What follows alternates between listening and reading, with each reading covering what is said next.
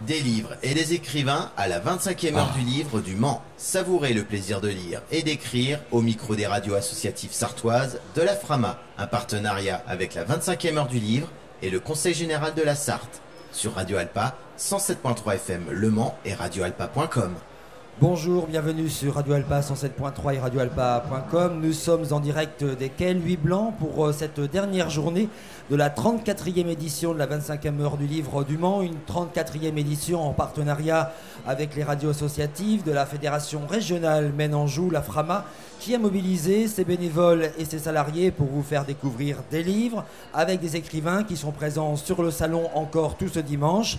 En Sarthe, vous pouvez écouter les radios associatives sur Contact FM 99.3 à Château-du-Loir, Fréquencier 97.9 à Siguel-Guillaume, Prévert sur le 93.9 à Plomvalin et 88.6 à La Flèche, Cartable FM sur le 93.3 au Mans, Ornithorynque sur le 90.2 à Bouloir, Alpes-Mancel sur le 106.3 à Fresnay-sur-Sarthe et Alpa sur le 107.3. Vous êtes bien sûr invités à venir nous voir sur place, nous sommes près de l'accueil du salon et pour ce premier rendez-vous de ce dimanche, ce sont les élèves de la première L Option Média du lycée Sud de Mans et Denis Esquerra qui accueille Lionel Salone pour son livre Le Retour de Jim Lamar. Il sera suivi à 11h30 d'un échange ouvert au public dont vous pouvez venir nous rejoindre avec deux journalistes algériens qui seront reçus par le club de la presse du Maine pour parler de la liberté des écrits et nous serons en compagnie de Mohamed Benchikou et Yahya Belaskri. Voilà, à vous Denis. Merci Jean-Yves. Oui, cela fait plusieurs années qu'on ouvre le dimanche matin cette série de plateaux par cette rencontre entre les lycéens de cette première aile option média du lycée Le Mans Sud et puis un auteur. Et cet auteur, cette année, c'est Lionel Salin, comme vient de le dire Jean-Yves. Bonjour Lionel Salin, merci d'être avec nous. Nous avons aussi Mégane qui est à côté de moi et Jules aussi. Et on devait avoir un troisième intervenant qui n'a pu, hélas, qui n'a pas pu venir. On lui fait un petit bonjour comme ça, de derrière le poste ou par-delà les ondes. Voilà. Bonjour à toi, Paul, puisqu'il s'appelle Paul.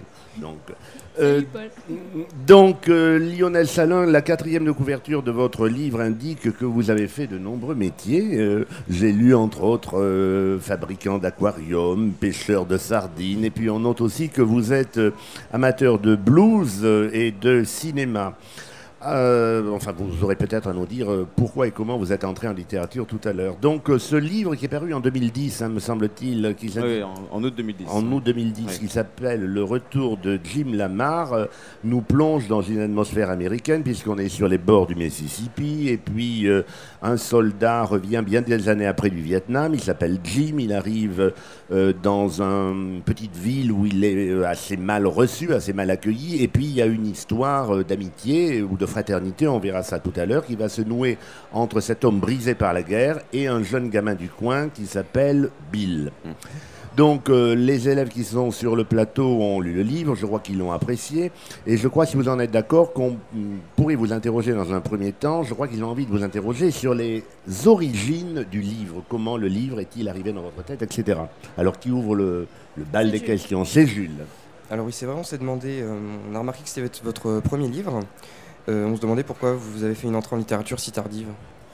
Bien, j'aurais voulu faire une entrée en littérature beaucoup plus tôt, mais puisque j'écris quand même depuis une vingtaine d'années, j'ai déjà écrit une quinzaine de romans avant celui-ci qui a été donc édité. Mais non, j'ai commencé très très tôt, ça fait très longtemps que j'écris, que j'adresse mes manuscrits à divers éditeurs parisiens et pour lesquels j'ai toujours reçu des lettres de refus. Je les ai collectionnés, j'en avais à peu près 150, donc maintenant, bon, le cap est passé, et, bon, les choses ont changé considérablement dans ma vie. Donc c'est ce livre qui a fonctionné, mais comment l'idée de ce livre vous est-elle venue donc L'idée du livre, c'est quelque chose en fait que je porte depuis très très longtemps.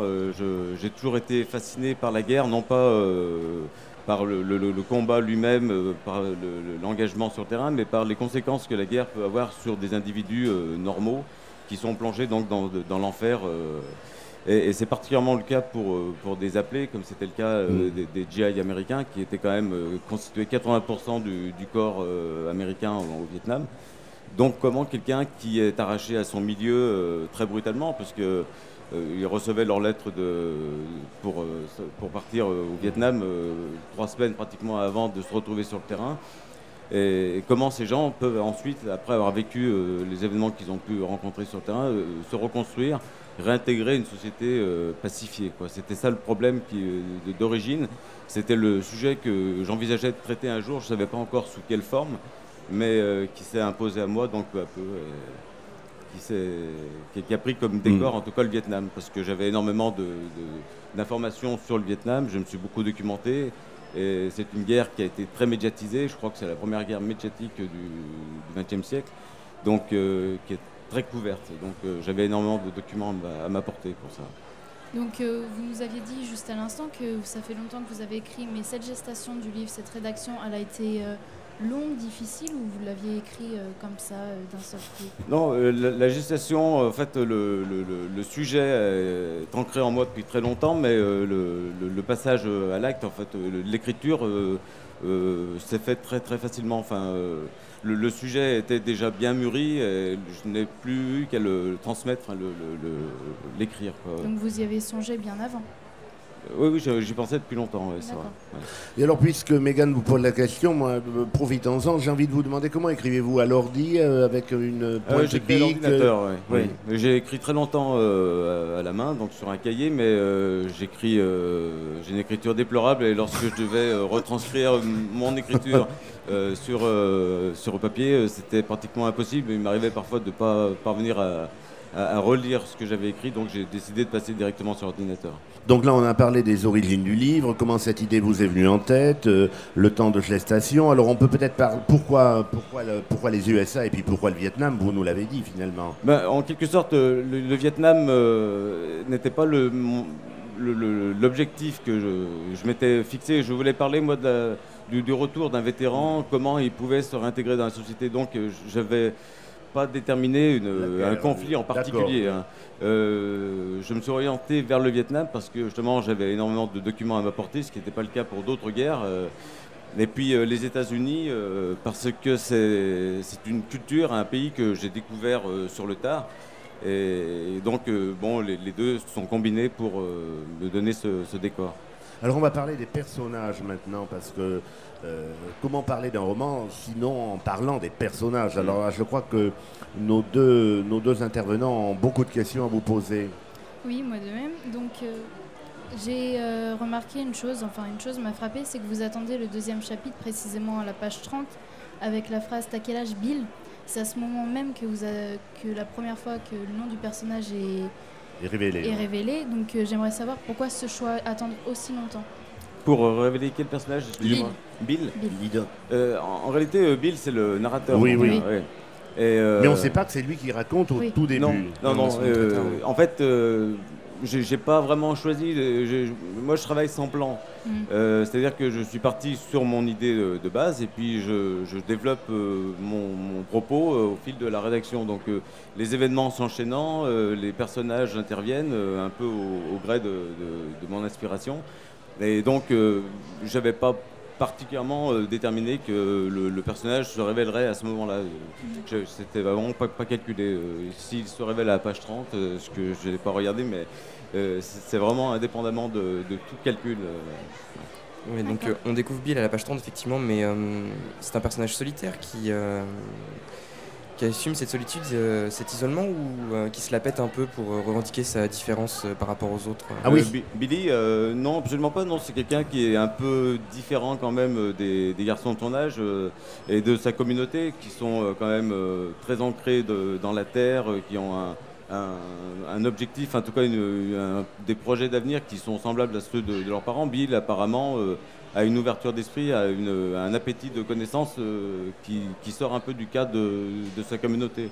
Donc il se démarque par rapport à ses proches, enfin aux garçons de son âge, pour cette raison.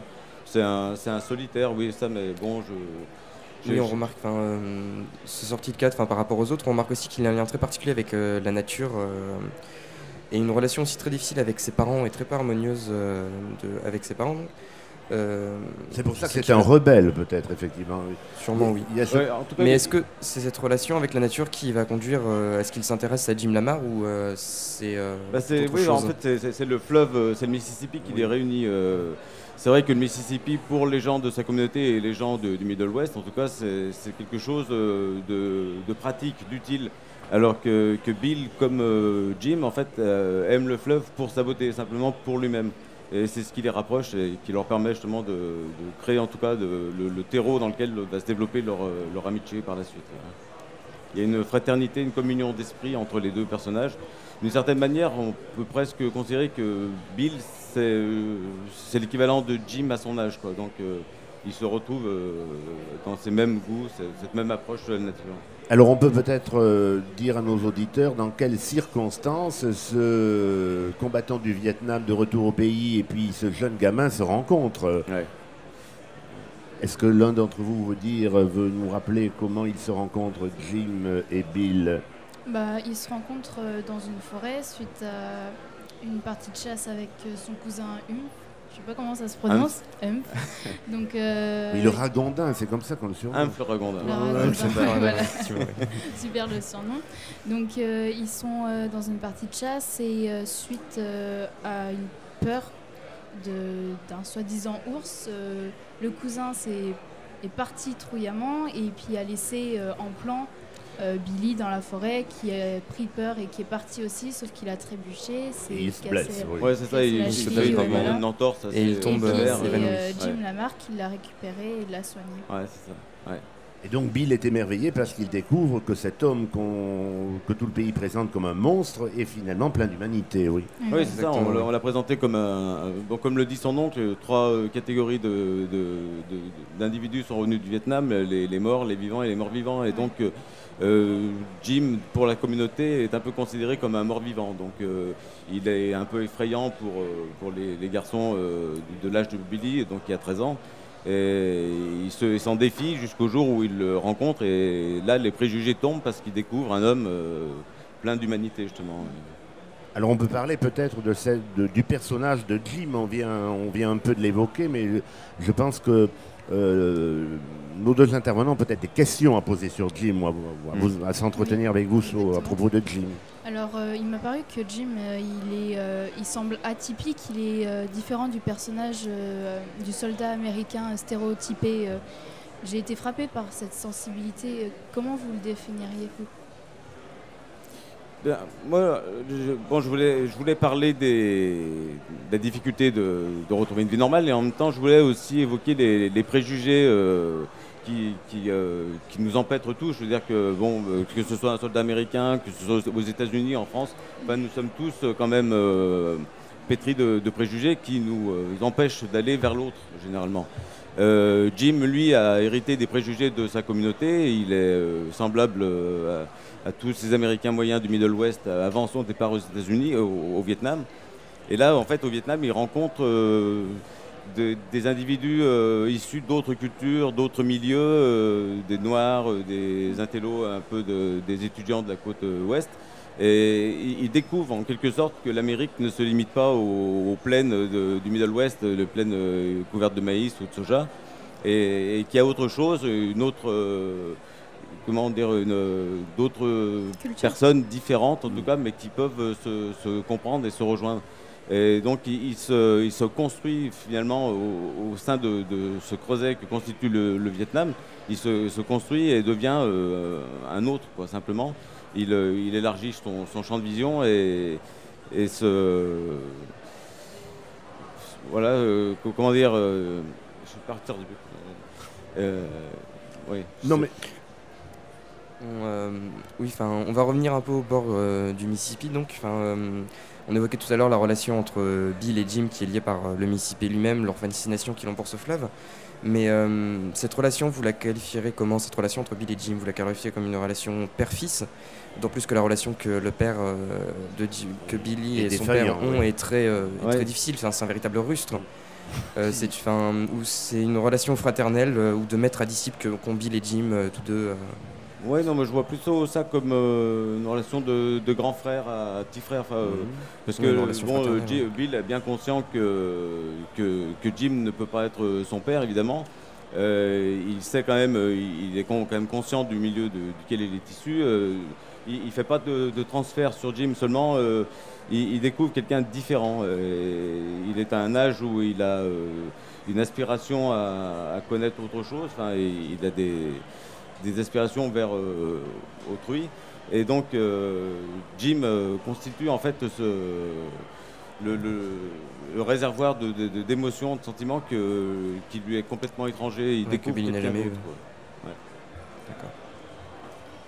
Donc tous les personnages qui sont autour du couple Bill et Jim, comme on dit, ils sont assez détestables, à part peut-être l'oncle Bob, mais ils incarnent en quelque sorte une certaine Amérique avec des valeurs, avec les valeurs des traditions sclérosées, la méfiance envers l'étranger, le nationalisme, tout ce qui.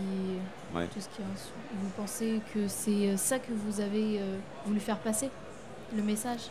Oui, la non, dénonciation des travers d'une certaine Amérique, en quelque sorte. Oui, une certaine C'est bien Amérique, mais en réalité qui ne se limite pas aux Américains. Je veux dire que ces travers sont peut-être un peu plus marqués, un peu plus exacerbés dans ces milieux paysans américains qui est quand même très ancrés dans la terre et dans les... mais bon, le personnage de... Je sais plus où est la question. Excusez-moi, je suis un peu perturbé là. Oui, mais c'est vrai qu'on a du mal à entendre là sur Ouais. le plateau, oui. Oui. Non, mais la jeune Mégane vous demandait si effectivement dans le roman vous dénonciez les travers d'une certaine Amérique, un nationalisme exacerbé, le fait que même celui qui habite de l'autre côté du Mississippi est un étranger, Ouais. etc. Mais c'est vrai que ce sont des travers qu'on retrouve un peu Oui. chez nous. Enfin bon, moi, Oui. j'ai travaillé un D'un petit côté peu dans le paysan. monde rural Ouais, voilà. dans ma région, et c'est vrai que ce sont des sentiments qui sont assez universels finalement de toutes ces communautés qui sont repliées sur elles-mêmes et qui n'ont pas une ouverture vers L'esprit, l'autre très vraiment grand, ouais. très spontanée, quoi. Donc c'est bon, là mon décor est planté en Amérique, je parle donc des Américains, je me suis inspiré de la culture américaine, de la manière dont sont... Mais vous aurez pu faire de même sur Mais une je histoire pense en que ça France, aurait quoi. pu se passer ailleurs, ça aurait pu se passer en France ou dans n'importe quel autre pays du monde. Et puis les conséquences sur les soldats pour être les mêmes, je pense, pour les soldats de n'importe quel conflit. Finalement, bon, l'histoire se passe en Amérique, mais c'est une histoire, à mon avis, qui est assez universelle. Alors on parlait des personnages, on parlait de Jim, on évoquait Bill, on aurait pu parler des oncles aussi. Alors je crois que Mégane et Jules ont été assez frappés par le personnage Et l'oncle Homer, oui. Oui, alors Donc, oui. cet oncle Oncle Homer, Homer. il est gratiné quand même. Oui. Ouais, c'est vrai qu'il est très... Oui, bah, en fait, Homer était intervenu dans mon récit. Je ne l'avais pas calculé. En fait, moi, je n'ai prévu aucun personnage à l'origine. Je n'ai pas défini une galerie de personnages que j'allais faire intervenir au gré de l'histoire. Homer est arrivé à un moment où j'avais besoin d'avoir un ressort un peu qui redonne un peu de jus, quoi, à mon histoire. un peu piquant. Et il me semblait tout à fait approprié. Bon, il est un peu caricatural, c'est vraiment l'américain profond, empêtré vraiment de préjugés, il est raciste, homophobe, etc. Donc, mais c'est une caricature, et c'est vrai que moi j'ai pris beaucoup de plaisir à l'écrire. Ça m'a distrait un petit peu, en tout cas, dans le cours du récit, qui est assez grave dans l'ensemble. Homer est arrivé un peu comme une page d'humour, bon, un peu parfois dramatique, parce qu'il est quand même menaçant, et il peut apparaître dangereux parfois quand même, mais c'est le personnage que j'ai traité avec le plus de liberté, en tout cas. Ouais. Oui, ça doit être assez jouissif d'ailleurs pour un écrivain de croquer un personnage aussi monstrueux, par exemple. Oui, j'aime beaucoup le décrire, et puis en même temps il était aussi l'exact inverse de Jim, donc Oui, voilà. il faisait un pendant entre qui permettait à Bill de comparer en tout cas ce qu'aurait pu... Mais ça que- se sent dès son entrée dans le roman, Ouais. Homer, quand il arrive. Alors il nous reste à peu près 10 minutes ou un peu moins d'échange. Donc maintenant je pense qu'on pourrait peut-être passer, si nos deux intervenants et vous-même, Lionel Salin, en êtes d'accord, on pourrait passer maintenant entre guillemets, au message du livre, ce que le livre a à nous dire ou à nous apprendre. Alors Je ne sais pas si c'est Jules ou Mégane qui pose une question là-dessus. Oui, on s'est posé la question. N'est-ce pas un livre sur l'amitié qui dure entre deux personnages, alors que l'âge qui sépare Jim et Bill est assez grand quand même. Bill a 13 ans, Jim on a beaucoup plus. Une vingtaine d'années, ouais. Mais c'est un livre d'amitié ou vous avez perçu ça autrement? C'est un peu un livre d'initiation, quoi. Initiatique, ouais. Jim transmet en fait à Billy comment dire, c'est ce qu'il a vécu, ce qu'il a appris de la vie. Oui, la vie qu'il a vécue, et puis donc l'enseignement en quelque sorte qu'il a tiré en tout cas de ses rencontres avec donc ses amis au Vietnam qui étaient issus d'horizons vraiment différents. Et donc il transmet cette initiation à Billy, mais lui-même déjà a vécu cette initiation au Vietnam. Donc c'est une double initiation qui est la base de l'histoire. Et puis aussi justement le poids du préjugé, comment on combat ces démons qui nous habitent tous, quoi. Je pense qu'il faut être confronté à la réalité. Enfin, il faut qu'on touche du doigt réellement ce qui pèse en nous pour réussir à le définir, à l'identifier et ensuite, si possible, à le combattre et à l'anéantir. Mais ça, c'était ça en fait. Une des bases de l'histoire, c'était ça. Comment on arrive à surmonter les préjugés qu'on a envers autrui, l'étranger. Ce que Jim inculque à Billy et qui crée une certaine amitié entre eux, du coup, par la même occasion. Alors il y a un très beau chapitre où Jim parle, Jim se confie peut-être pour la première fois à quelqu'un, et ce quelqu'un, c'est précisément comme le disait Jules, quelqu'un qui est beaucoup plus jeune que lui et qui est extrêmement fier que Jim ait osé ouvrir son cœur. Bien, moi je pense que Jim n'aurait pu se confier à personne d'autre, parce que Billy en quelque sorte incarne cette part d'innocence qu'il a perdue au Vietnam. En quelque sorte, Billy était ce qu'il était lui-même avant de partir à la guerre, et donc il retrouve en Bill cette innocence qu'il a perdue et qu'aucun autre adulte ne pourrait comprendre. Il y a une complicité qui se crée naturellement entre eux sur cette base.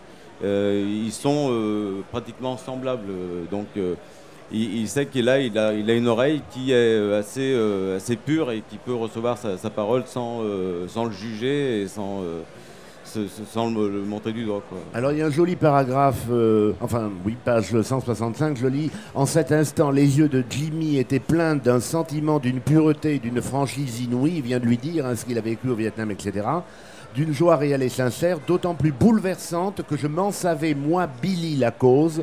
Bon Dieu, ce que j'étais fier et ému.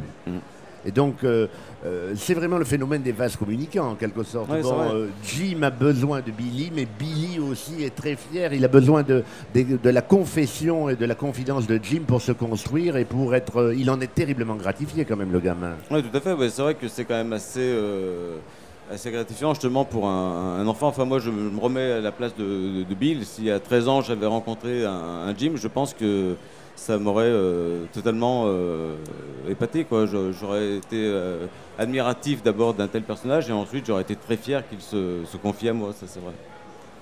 Bon, si on avait, je ne sais pas, est-ce que vous avez d'autres questions à poser à Lionel Salin, à le faire réagir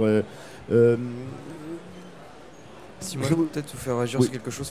On remarque une chose, c'est que en fait c'est Billy qui raconte le roman, c'est le narrateur. Et lorsqu'il s'exprime oratoirement dans le livre, au niveau des dialogues, il a un langage qui est un peu du patois, si on peut dire. Il parle d'une certaine manière, alors que quand il fait des descriptions, qu'il donne ses sentiments dans le livre, c'est plus lyrique. C'est très poétique, c'est beaucoup plus lyrique. Donc, on sent qu'il est plus vieux. Alors, est-ce que c'est Jim qui lui a apporté cette ouverture d'esprit au moment où il raconte et qui lui a permis de s'exprimer aussi radieusement, si on peut dire? C'est la vie en elle-même. tout cas, oui, c'est vrai que l'enseignement, en tout cas l'initiation dont il a bénéficié de la part de Jim lui a permis de s'ouvrir et ensuite de découvrir d'autres horizons, d'entreprendre des études, de se construire en tout cas différemment de ce qu'il aurait pu faire s'il était resté dans sa communauté. Mais la différence, ce que vous notez là, c'est que lorsque Bill s'exprime, les dialogues qu'il a avec Jim ce sont des réminiscences Oui, de ce qu'il était à 13 ans, quoi. Donc quasiment c'est l'adolescent, le jeune adolescent qui s'exprime à ce moment-là. Et celui qui raconte l'histoire, c'est le Bill devenu adulte, donc qui a un recul et quand même une certaine maturité, une culture et une connaissance bien définie et élaborée. D'accord. Alors on ne dira évidemment pas, je pense que vous êtes d'accord, Mégane et Jules, comment va évoluer cette relation entre Jim et Bill, ce qu'il va en advenir. On ne vous dira pas si la fin est heureuse ou malheureuse. Qu'est-ce que vous en pensez? Il ne faut surtout pas dire ça. On en a tous pleuré, mais il faut le lire pour le vivre. Fallait pas le dire, Jules.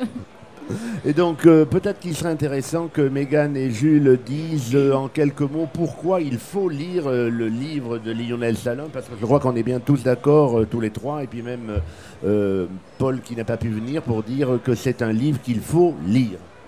Exactement. Moi, je pense que c'est un livre qui m'a...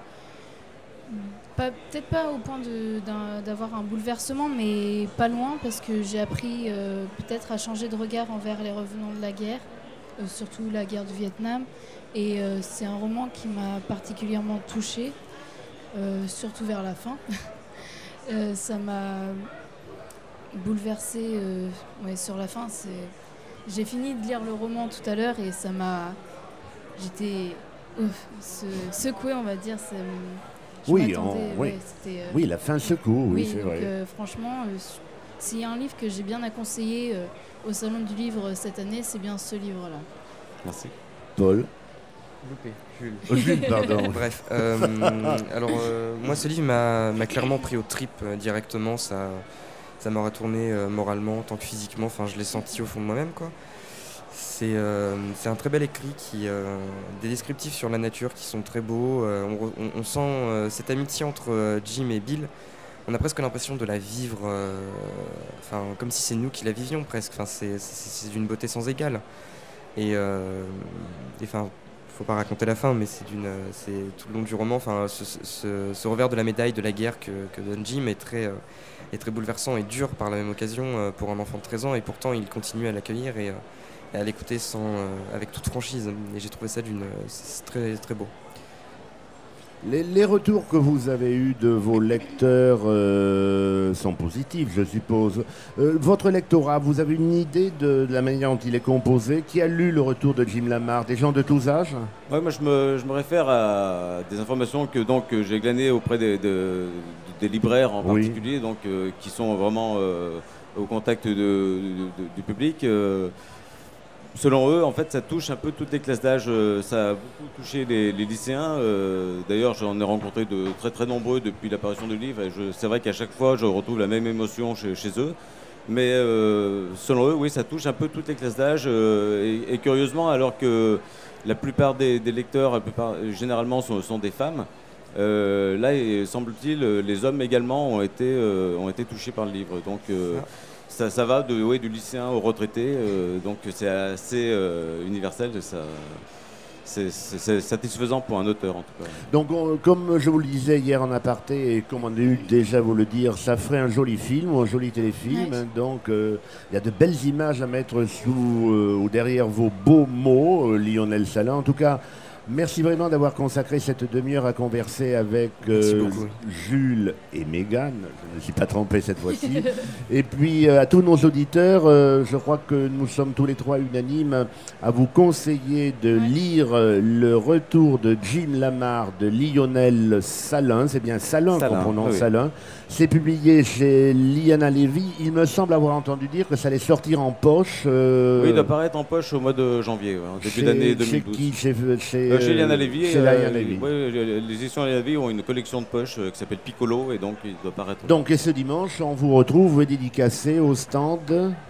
Au stand de Bibliothèque pour tous. Voilà, vous trouverez ça évidemment, puisque vous qui nous écoutez derrière le poste, comme je le dis, vous allez venir faire un tour, pas aucun conseil jacobin, au pied de la muraille gallo-romaine, pour vivre cette deuxième journée de la 25e heure du livre au Mans. Donc, voilà, je rends l'antenne au studio, comme on disait, à vous, Cognac-G. Et puis, dans une demi-heure, à 11h30, un peu moins d'une demi-heure, pour le prochain plateau. Des livres et des écrivains à la 25e heure du livre du Mans. Savourez le plaisir de lire et d'écrire au micro des radios associatives sartoises de la Frama. Un partenariat avec la 25e heure du livre et le Conseil général de la Sarthe. Sur Radio Alpa, 107.3 FM Le Mans et radioalpa.com.